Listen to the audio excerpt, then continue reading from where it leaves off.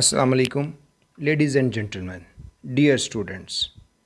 In a previous part, we were discussing about the jihad and its misconception that most of the people in Western world know that Muslims are terrorists, but Muslims are not terrorists. Muslims are as innocent and they are the believer of that deen which is divine religion and the last deen of this universe, even this earth.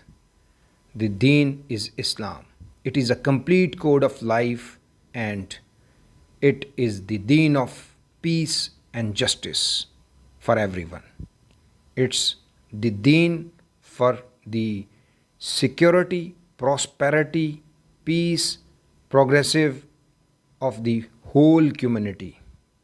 As it says, if you kill a life, it is as you have killed all lives. It's a very important one. Now we are talking about terrorism. Very first of all, terrorists do not know Islam. Islam is different thing and terrorism is different thing. What is terrorism? Terrorism literally means an attempt to spread fight and irritation among the innocent people.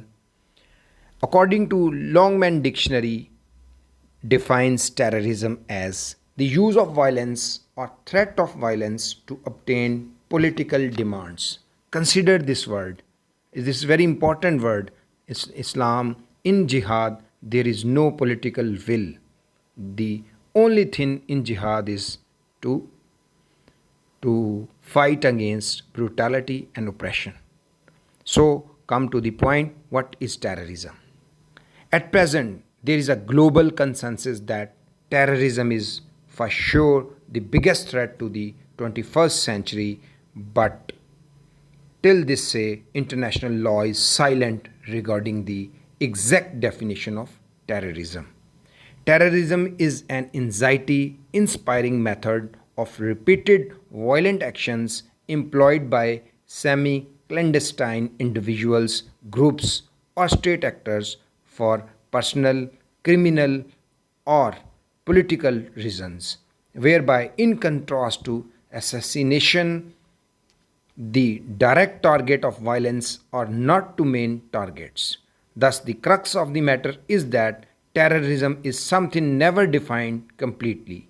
Every person and every nation has a different view on terrorism, but most importantly, no definition whatsoever relates this menace to Islam. Causes of terrorism. Terrorism sprouts from the existence of aggrieved groups. These aggrieved groups share two essential characteristics. They have specific political objectives and they believe that violence is an inevitable means to achieve their political ends. The political dimension of terrorist violence is the key factor that distinguishes it from other crimes. Here are some basic reasons behind terrorism. Poverty. People living in poverty definitely lose hope as there is a risk of social prestige which increases their grievance and they start terrorist activities. Lack of democracy. People revolted against the dictators, as example in Libya, Afghanistan, Iraq and Egypt. But here Islam was not the basis for these activities. Lack of democracy in third world countries where the corruption and the rigging of election is the common practices.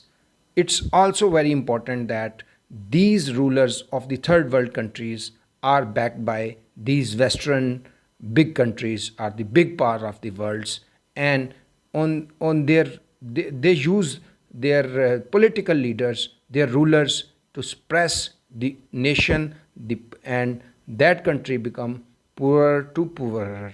So this is also the cause of the terrorism.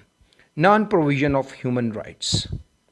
Terrorist activities took place due to absence of human rights in many states, even in the history in Netherlands, Northern Ireland during 1968 to 1980, and in Algeria during 1954 to 1968, even in Iraq, in Libya, and the other Central Middle East countries. This there the kingdom is there, and no political activities are there, non-provision of human rights, foreign military actions, Americans' interventions in Iraq, Syria, Libya, Afghanistan, and Vietnam led to the formation of a number of terrorist organizations. That is the reasons of terrorist activities in all over the world, and even the IMF and other monitoring fund also exploit their governments, and their governments on the other hand exploits their people,